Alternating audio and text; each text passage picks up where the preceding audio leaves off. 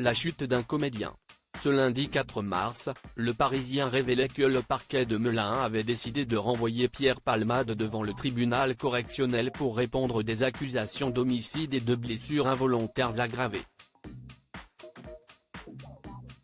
Pour rappel, le 10 février 2023, l'humoriste, sous l'empire de drogue de synthèse, avait pris le volant, provoquant un accident de voiture sur une route départementale de Seine-et-Marne, blessant grièvement 3 personnes dont un homme, son fils et sa belle-sœur, alors enceinte de 7 mois et ayant malheureusement perdu son bébé ce jour-là.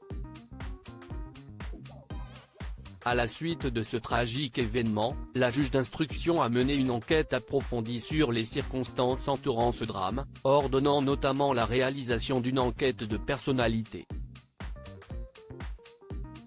Cette démarche avait pour objectif d'éclairer la justice sur la personnalité de Pierre Palmade, depuis son enfance jusqu'à après l'accident, afin de mieux comprendre le préjudice subi par les victimes et d'aider les juridictions à prendre les décisions les plus justes.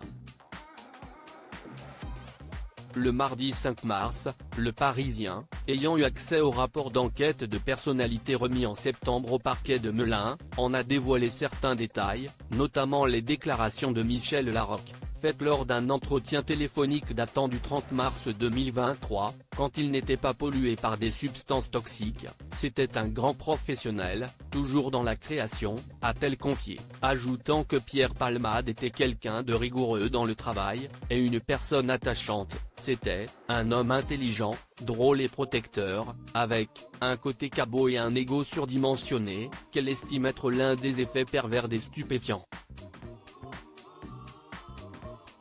Pierre Palmade, Muriel Robin, Michel Larocque, Véronique Sanson.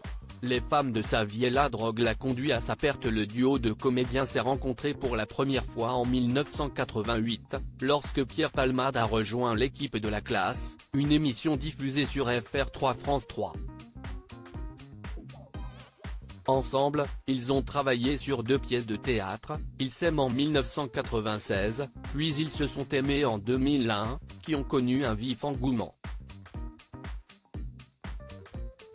Malheureusement, une fois sous les projecteurs, Pierre Palmade a rapidement sombré dans la drogue, une addiction qui, selon Michel Larocque, l'a conduit à sa perte. Il a tenté de se soigner,